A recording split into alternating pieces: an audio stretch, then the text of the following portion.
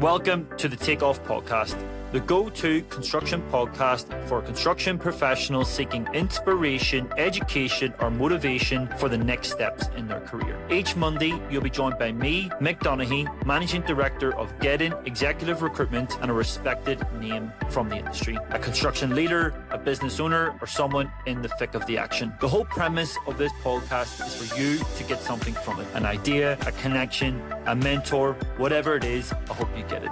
And I hope you enjoy the show. Without further ado, let's get into it. Hi guys, welcome back to the Takeoff Podcast. Hope you are doing well. It's finally the end of 2024 and it's been another crazy year in the world of construction. There's been ups and downs, as there always is. There's been major challenges the industry's been facing, and it nearly feels like it hasn't been a new year. It's just been a continuation of a lot of the chaos we've been experiencing probably since COVID really, or even before that. But it's the end of 2024, and this is effectively a recap. I guess a recap episode where we'll talk about some of the things that's been going on for us as a business, as a recruitment business. What's going on in the market, what we're sort of predicting for maybe 2025, and what the future looks like in its entirety. So my marketing team has come up with some different questions that I'm going to be effectively answering today.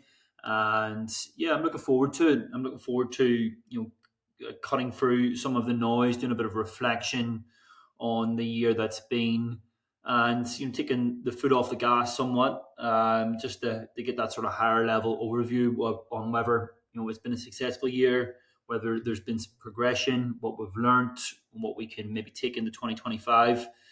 And so let's get into it. So the first question that I have in front of me is, what were the biggest challenges and opportunities you faced in business this year? There's been a lot going on in my business, in GEDON specifically.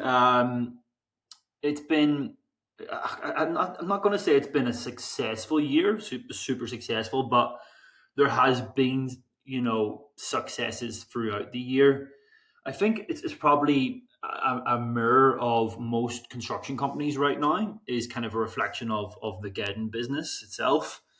I think that there are challenges from a resourcing perspective. There are, timeline productivity challenges there as well. Everyone wants something yesterday. Everyone wants something that's basically the same thing. And it's been a challenge being able to manage expectations, manage clients. Alternatively, even just managing candidates right now has been very, very difficult this year.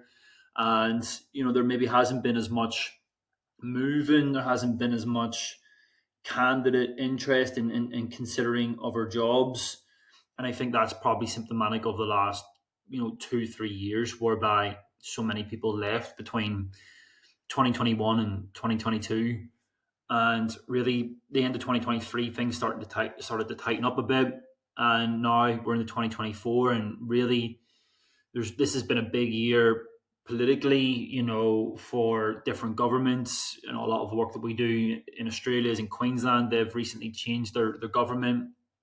Similarly, obviously we've seen what's happened in the election in the US, the UK. There's been changes in government everywhere, and I think that typically breeds a level of uncertainty into the market. We aren't too sure what's going to happen with budget perspectives, where the spend is going to be, what the focus is going to be on. So a lot of that is bled into the construction, what it follows down for the suppliers, but also with regards to candidates, they're not eagerly looking at making a move, because first, last one in, first one out is something that is talked about quite often. And so it's been a turbulent year, lots of ups and downs. I think that probably the biggest challenge for me is, one, the availability of talent within the space that we focus on, within estimating, quantity surveying. it's just so severely short, within the Australian market. We're now expanding into more of a global market, in the European region, the US region. But what we're seeing across the board is just there's such a limited amount of talent in the market. And what that typically means as well is that a lot of companies are looking, but a lot of companies are looking for the same thing. So it can be challenging, representing a client, going to market with a tailored approach for them, looking for a candidate that, maybe five or six other companies are looking for at the same time, and effectively trying to provide a sales pitch for them. Now, what is also happening is because candidates know that they have choice, they're super picky on who they want to, I guess, engage with, which is completely understandable. But at the same time, a lot of these people have very low tolerance on what they're willing to work under, what they're willing to do, what they're willing to accept. And so there's been occasions this year where we've placed people in the jobs, and they've walked from the job quite quickly. And like, I wouldn't necessarily say it's a company issue. I think it's an industry issue. But I also feel like there's a give and take with companies. Companies need to have better onboarding. They need to be more prepared when they're bringing someone into the business. And likewise, candidates can't always look at, you know, being so short term focused with regards to their career, because it does come back to bite you eventually. If you're known as this person who is very intolerant, walks into a business, doesn't give it time, doesn't give, the business that level of respect to effectively, embed themselves, give them a chance effectively, you'll get known for that. And I just don't think that works long term. But it's been a challenge. Companies have wanted people yesterday, and then when you bring them people, they aren't ready. They haven't got the right onboarding in place. It's like, here, just start working. And quite often, a lot of these candidates can feel isolated. They can, sit there for 2-3 weeks. There's nothing really going on. They're just not feeling the culture of the business, and all of these problems persist. And I would say it all comes down to construction companies accepting bad work, accepting bad contracts, employing too many people, needing the revenue then to keep those people busy. Again, it's just a poisonous chalice of chasing revenue, chasing bad contracts, and then again that just, I guess, snowballs. So it's been a difficult year in that respect. I think it's been a difficult year for us as a business in terms of the cost of everything is increased significantly across the board, whether that's just day to day living, groceries, operation costs, salaries, all of these things. And construction is so far behind the times in terms of the what they're willing to accept from a recruitment agency in terms of, fees, in terms of replacement periods, all that sort of thing. And it's getting out of hand. And we're dealing with companies that, are talking about 12% rates that effectively, that's what I started in recruitment on. And we have been in a position this year where we have had maybe to accept some of that work because, there hasn't been as much of that higher end work that we typically would get involved in. But at the same time, you know what we do and who we are and the level of, community that we've built, the value that we add to the market, the knowledge and expertise that we have in the market, it is significantly better than what a construction company would pay a very generalist agency that don't specialize, that focus on, everything to do with, every market under the sun. They'll have someone in there who's got 12 months experience, who doesn't really understand recruitment, doesn't really understand construction, doesn't add any value. They'll charge you 12%. Where we are, what we do, we expect a lot more, but construction's so far behind. And I think that is maybe been a big lesson for me this year, is that because construction companies are entering bad work doesn't mean that we should enter bad work. And I think that's been a real clear, I guess, learning curve. And I'm comfortable now moving forward that we've got the systems and procedures and everything in place in order to be able to turn away bad work. Whereas sometimes when you're just a growing business, when you're your small business, you've got to do what you can in order to get yourself above, get your head above water. I think it's something like 60% or 70% of small businesses, die under close down before 3 years or something like that. So it's not easy. You've got to sometimes just accept what you have to accept, but with the long term vision of saying, this is what our plan is, this is what our goal is. And I think this year has been that catalyst to say, don't enter bad work, don't work with bad clients, don't work with bad candidates, all of that stuff. So, tough year. And I think, anyone listening to this who's an estimator, quantity surveyor, works in construction will, I guess back that up. It's been challenging, but then I'll often think, when has it not been challenging? There's always something that we're going through. Number two, how did you adapt to the changing market conditions?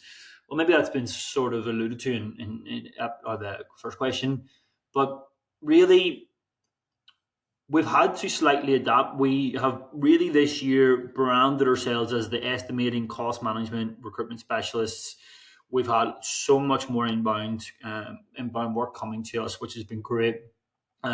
We've focused on adding a lot of content out there, rebranding, working with strategic partnerships with different, sponsorships with companies that respect. We've had a big focus on infrastructure this year. We've had a big focus on, energy, power, clean energy. But over the next sort of 12, 18, 24 months, the business for me will be focusing on digital infrastructure. That's where I believe the future of construction is. And that is in data centers, that is in battery storage, semiconductor facilities, pharmaceutical, life sciences. That's where the money is flowing from a political point of view. It's pushing everyone into electric vehicles. It's pushing everyone into sort of carbon neutral, renewable energy. Yeah, there might be a lot of greenwashing there. There might be a lot of political motives behind that. But for me, that is where the future of construction is. And for us as a small business, over the next 5 years, we'll be playing into that in a big way, focusing on data centers, digital infrastructure in a massive way. So a lot of the content you'll see coming out from us, in 2025, 2026 is going to be based around that. Ultimately, we want to partner with mostly consultancies, developers, client-side organization, REITs, asset owners. That's who we want to partner with. And we will continue to work with contractors, but whilst contractors have been, a big part of my career over the last sort of 10, 12 years, and a big part of what we do, but contractors don't help themselves. And this is what I alluded to in the first point. They are, it's everything is, there's no planning, there's virtually no onboarding. They want something that isn't available quite often. They won't take not the criticism, but they won't take the advice in order how to bring these people into the business. They can be quite, I guess, they'll have a structure in place and they won't go out of that structure, which is completely understandable. I'm not saying this is all contractors, by the way, but there's quite a lot of them. And it's not the work that I don't want to be a boom bust company. I want to be partnering with really strategic businesses within consultancies, advisory firms, client side organizations, REITs, asset owners, and really effectively those that are not purely building, but managing all of the stakeholders outside of that, whether that's design, whether that's a program, whether that's planning, all of that sort of stuff is what we want to be known for in the next 4 or 5 years. The project controls and pre-construction specialists within digital infrastructure globally. So you'll always see me, I'm always thinking about niche, niche, niche. And what I've realized is that your niche will evolve at the same time. And truthfully, it's been a hard year as well with regards to estimators and quantity surveyors, because they're so difficult to open up. And most people listening to this will be a QS or an estimator or have a commercial background of some sort, but it's very difficult getting good QSs and estimators talking on podcasts. It's very difficult, to get them to open up about their career. As a I guess a job title is something they do day in day out. They're risk adverse. They're more focusing on, I guess, taking the risk out of what they're doing. And they see that talk about the career as being a risk, and I see it as it's a risk not talking about your career, and it's a risk not going out there and putting your face out there. But really, it's just not systematic, and it's not popular within the roles that we recruit for to get really good QSs talking about themselves, good estimators talking about themselves. And I just feel like our business has to evolve, because whilst we are specialists in estimating cost management, that's a fact. I believe that we're the best in that what we do. I truly believe that. But we need to evolve. We need to grow. We need to develop. We need more people working in the business. We need, more opportunities coming into the business. And I think that comes from, whilst absolutely specializing, by broadening that out a bit, and that pre-construction, that commercial, that project controls will give us more of a exposure to the market. Will show different stories. Will present different stories. Will give us more, I guess, ability to showcase, not just one job title in the market, but three or four that really will give everyone more of a, I guess, defined opportunity to learn, to grow, to develop, to explore. So that the market conditions have been tough, and that's how we're adapting. I think we've constantly got to evolve. I think a business is a living, breathing thing, and if we aren't adapting to the market, if we aren't moving with the market, then we'll die. We'll get left behind, and it's important to continue to evolve.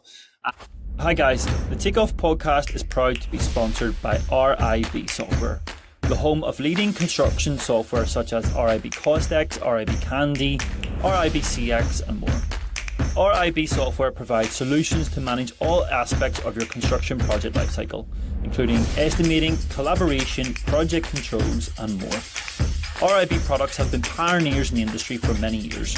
In fact, this year, RIB is celebrating 20 years of RIB CostX. From the very first release of version 1.0 in 2004 in Brisbane, Australia, RIB CostX is now being used in over 100 countries around the world to help customers build better every day. And we have a special offer for listeners. If you quote the Takeoff podcast when purchasing an RIB CostX subscription in Australia or New Zealand, you'll receive a free online CostX training course. So visit the website now at www.rib-software.com. That's www.rib-software.com. Number 3, what were the key lessons learned in terms of leadership, team management, business strategy? We unfortunately this year we've decreased in terms of headcount. So we've had, I think we started off with like 8 at the start of the year. We're down to like 4 or 5, and that's probably been an element of last year. We outsource. When I say we outsource, we don't outsource because anyone that works within GEDON works in GEDON permanently. They're full-time employed within the business. They only work for us, and that's it. But they work in different locations globally. We've got team members in London, New Zealand, Sydney, Philippines. We did have people working in Colombia, and so what effectively we've got a real global presence in that space. But ultimately, I think the market changed probably early this year, whereby there wasn't enough jobs in the market to effectively require just purely researchers in the background, those doing candidate exploration, candidate reach out, candidate development. Realistically, we needed more robust, experienced people coming into the business. And so there's been people who've decided that they want to go off and focus on different things, which is fine. And we want to effectively build a team that has ability to work with clients, ability to work with candidates, and not just have pure, specific, tasks as such. So our goal this year in 2025 is to bring on probably 2 or 3 more experienced recruiters, working across different markets. And the big focus is going to be, obviously we'll always have the Australian market, New Zealand market, but we're going to be doing a lot of work in Europe and the US. So I've definitely learned, maybe what I learned from team management. I think routine equals results with management. I think that I am a pretty bad manager in terms of sticking to a plan, following up the plan, and maybe reviewing the plan. I think I'm more of a, like, bull in a candy store, or a bull in a china shop. That's what it is, where I'll get the idea and I'll just lead and I'll get it. I'll make it work. I'll make it happen.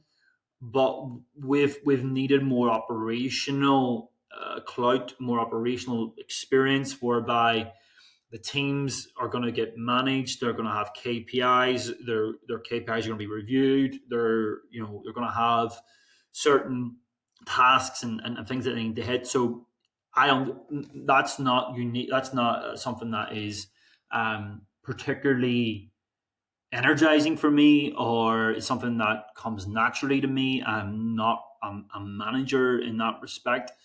So, but I've understood that when you don't, when you have a team meeting and you don't have another team meeting for, the following week, or, you set an agenda, you don't follow up on the agenda, these things don't constitute a successful business, and they're super important. They're just as important as anything else that happens, within a company. But if I was saying what my long term vision would be, would be to have someone operationally who's strong, working beside me, who is good and enjoys that team management, people management.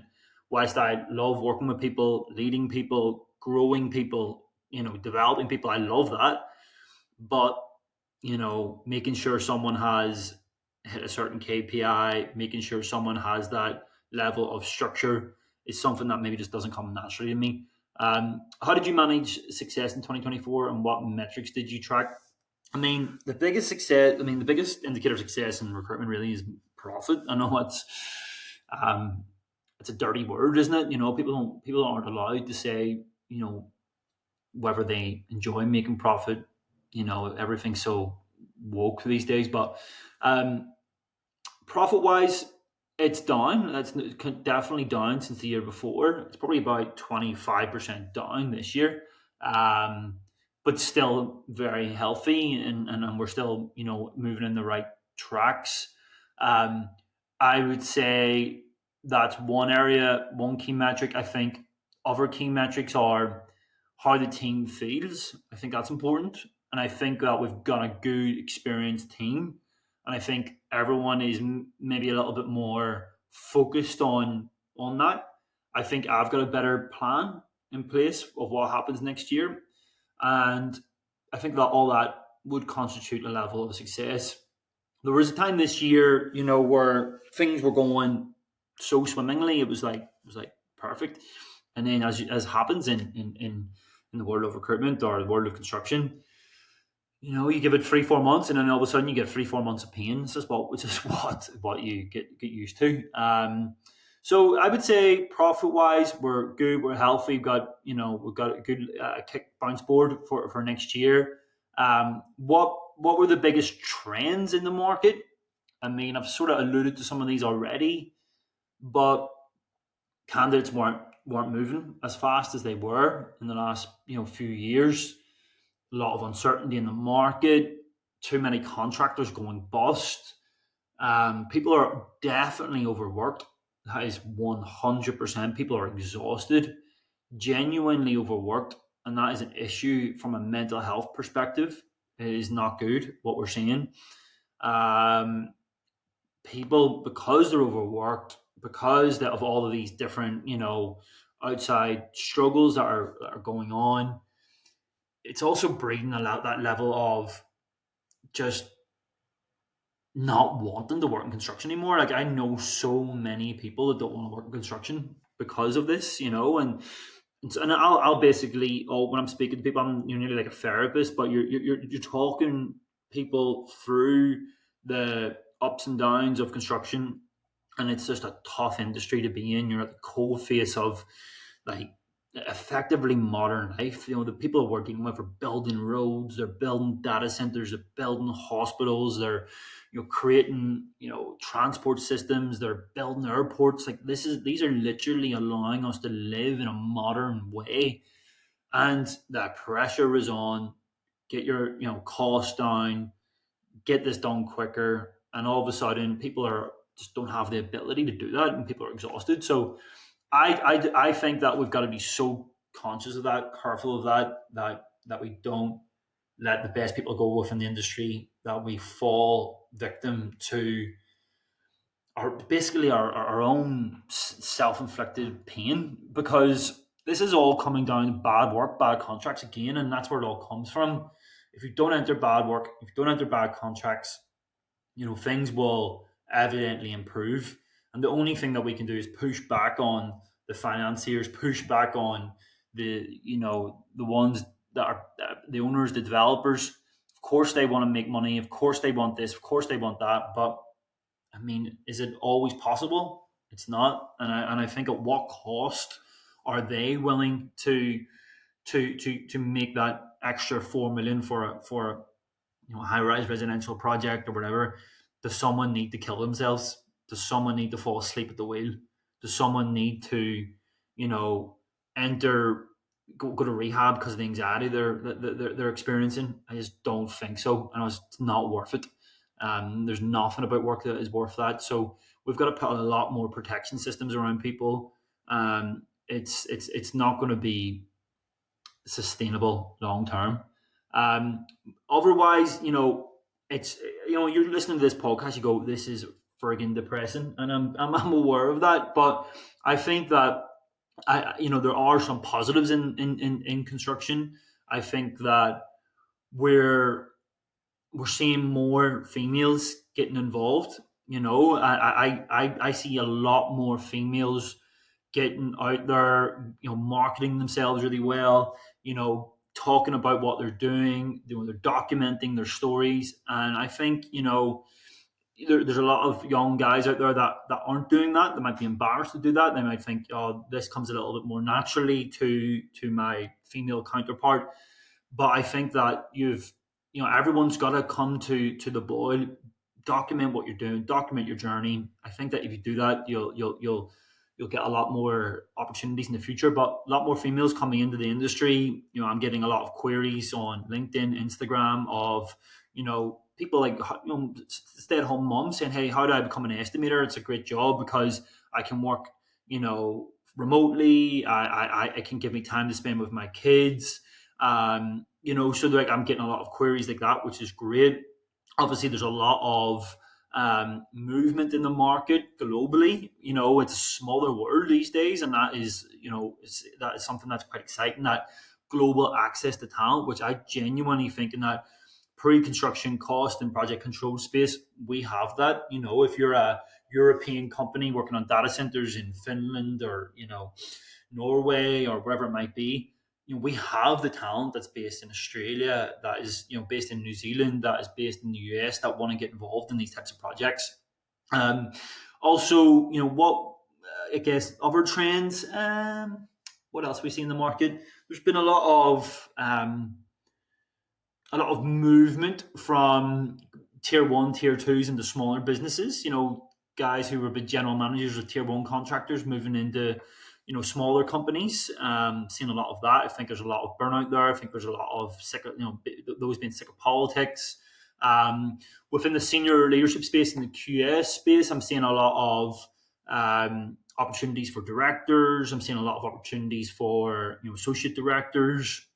I think everyone in that sort of cost consultancy PQS space is looking for that technically strong leader. And what I mean by that is, if you're a leader, you're front facing, you're able to engage with clients, you're able to engage with your team and motivate your team and develop your team. But you will know that technical aspect as well. And I think if you can master both areas of that, then your opportunities in the future are just going to be exponential compared to those that are only technically focused, or compared to those that are only like business development focused. If you can manage the two, that's where the sweet spot is. What were the most in-demand roles in the construction industry this year? I mean, contractors are flat out looking for contract administrators, also known as project quantity surveyors. Estimators, obviously, big, huge, opportunities in the estimating space.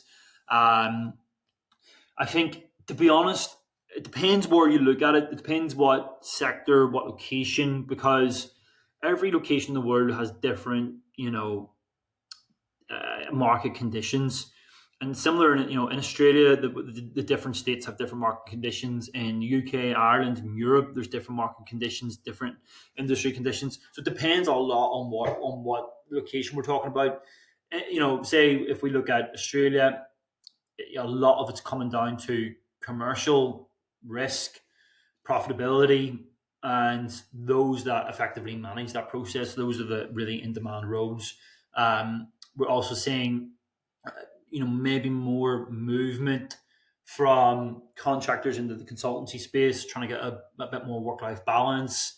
And I think overall, we're seeing an emergence of different opportunities within that digital space, whether that's like BIM management, digital infrastructure lead, those roles that are combining, the data side of things, the AI side of things, and construction. I think that's going to be a huge opportunity in the future. I think that effectively by the next 4 or 5 years, every construction firm will have some sort of AI bot within the business. Effectively, it's already built into Microsoft Word at the moment. There's a co-worker, whatever they call it, co-pilot. And guys, I'm interrupting this podcast today to give you some information as to what I actually do every single day. So I own and operate a business called GEDON Executive Recruitment. We're a specialist boutique recruitment company, and we specialize purely in the pre-construction and commercial construction markets globally. We're really well known and respected for our work in estimating, cost management, quantity surveying, and contract administration. Because we're hyper niche, we don't have millions of candidates. We don't really even have thousands, but more times than not, we have the right candidate for the right job at the right time. Unlike a lot of recruitment agents out there, we are super experienced in what we do. We understand the market, we understand what makes our clients tick and our candidates tick too. Each and every single assignment we work on undergoes an extensive executive search process. It's robust and it works 100% of the time. We've also got a team of 5 researchers who map our markets out globally within our niche. They're amazing. They allow us to work fast, which saves our clients time and money too. So if you're interested in our process, drop us a message. Now back to the episode. I think everyone's going to end up having some form of that. And I think if you can get ahead of the game as a construction business now and start thinking about how to develop that AI to be effectively another arm of your business, whether that is reviewing contracts, because you can teach the AI to say, this is what we're always looking for within a contract. Please make sure that we're, aware of this. And, an AI can look at it within half a second and make some, recommendations based on that. There's going to be massive departments in this space when it's process, operations, I guess, administration. A lot of that work is going to be from some form of AI within the next 5 years. Nowadays, like even right now, there's AI in this recording that I'm doing that is transcribing what I'm talking about. So this is just going to evolve and evolve and evolve. So yeah, every person will have their own AI, I'll have their own co-pilot, and every construction company will have one. It's about who innovates quickest, who is leading that role.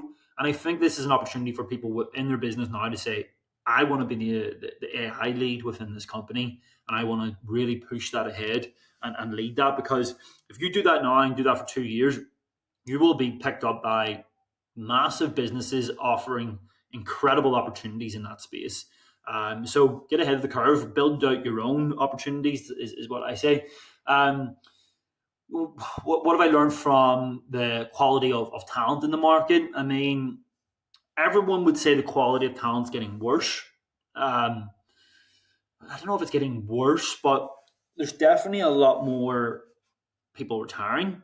There's a lot of more people deciding, I want to go freelance or I want to manage my own time.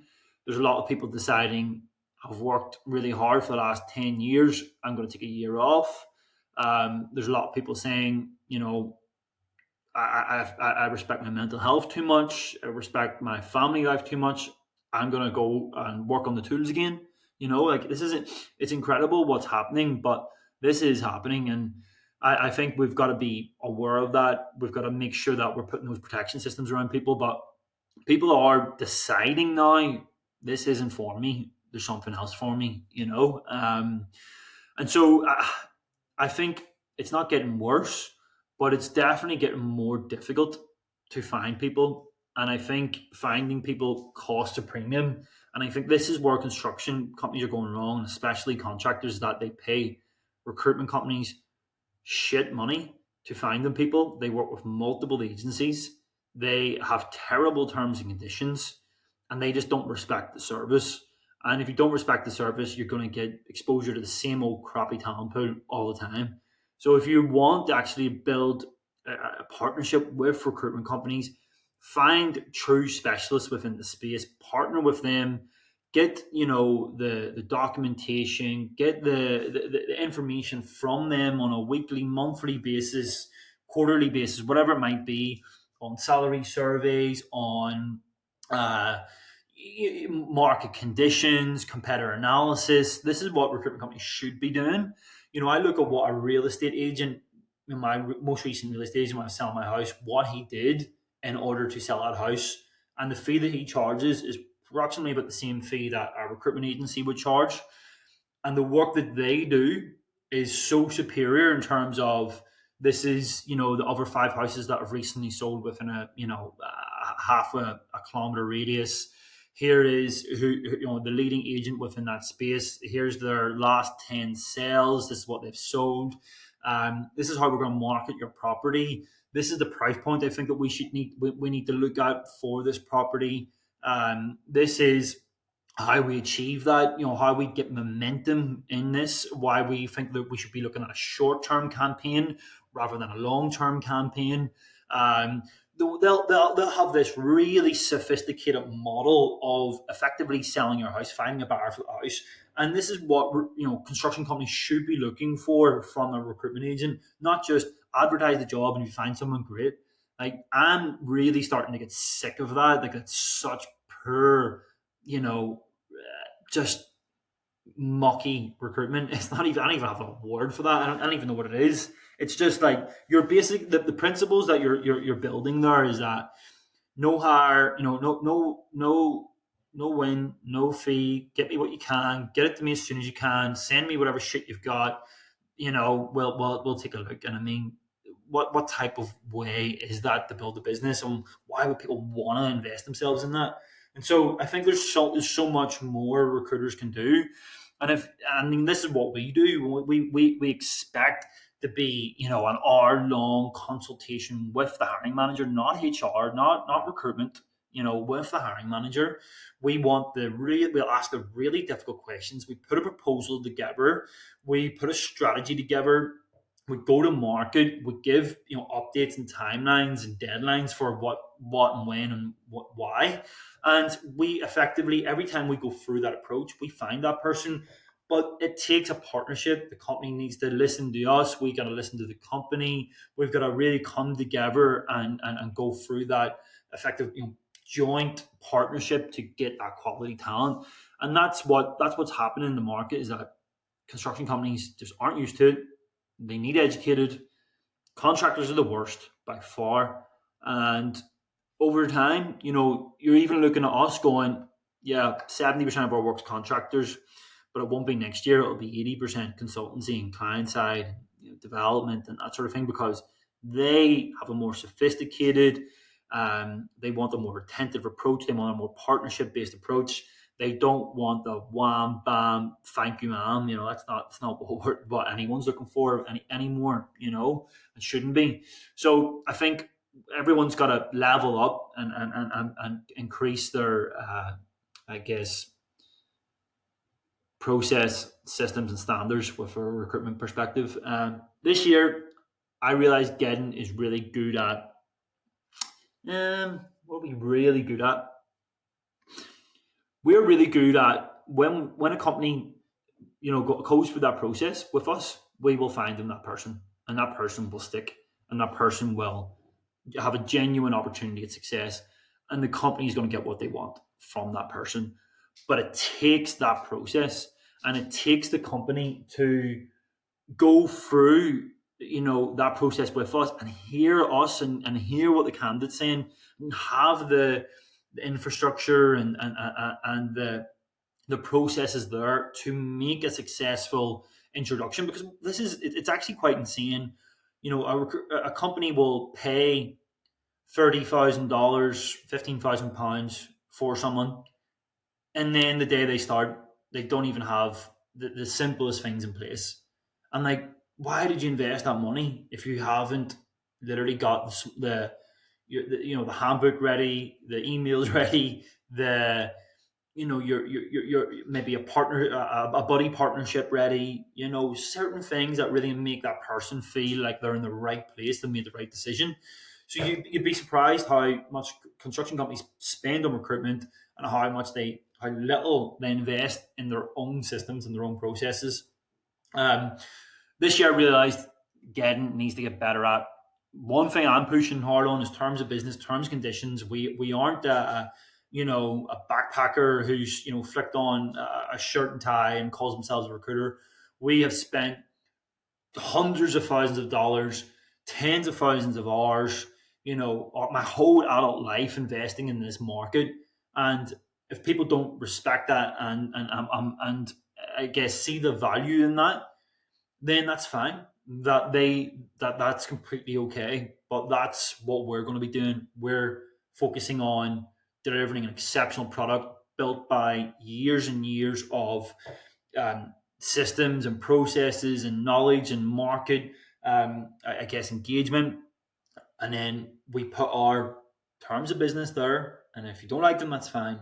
And if you want to work with us, great. But if you don't, that's okay.